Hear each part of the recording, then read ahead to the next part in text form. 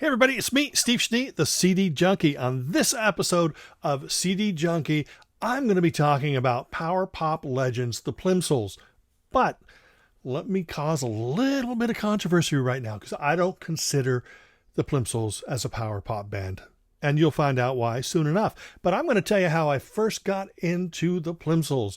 I was listening to Rodney on the Rock, and he had this group of guys in, and they're all chatting away and stuff, and I was trying to figure out what band he was talking with. Then, of course, Rodney introduces, let's play something from your new EP, 0 Hour. And I heard the song 0 Hour, and I go, oh, okay, that's cool. It's a great song.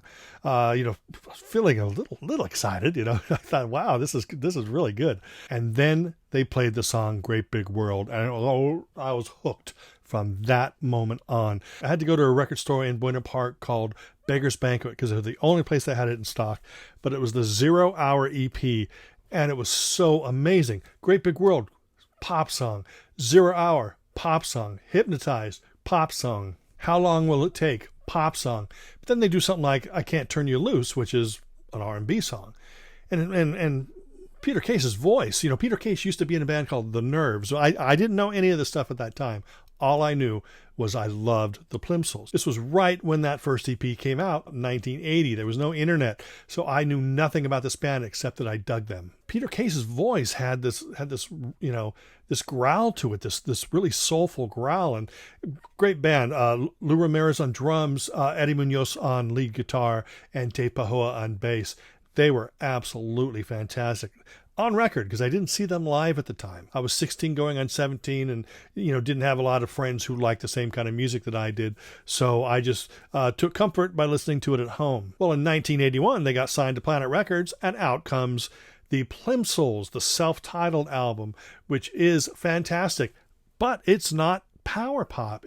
The song Now, absolute 100%. My top 5 favorite power pop songs of all time is the Plimsouls song Now. But the album is so full of, just edgier soul, rhythm and blues. You can tell that these guys were not just borrowing chords from the Beatles songbook. They were borrowing chords from Tamla, Motown, soul, from Chess Records. Yes, the Plimsouls played great power pop, but the Plimsouls were just a great rock and roll band. And the self-titled album really proves it. Lots of great material, great playing, great energy, great songs. But they lost their deal with Planet Records, so they went off and they released their own single on Shakin' City Records, and that was, of course, Million Miles Away, backed with I'll Get Lucky, which I thought was a lot better than Million Miles Away.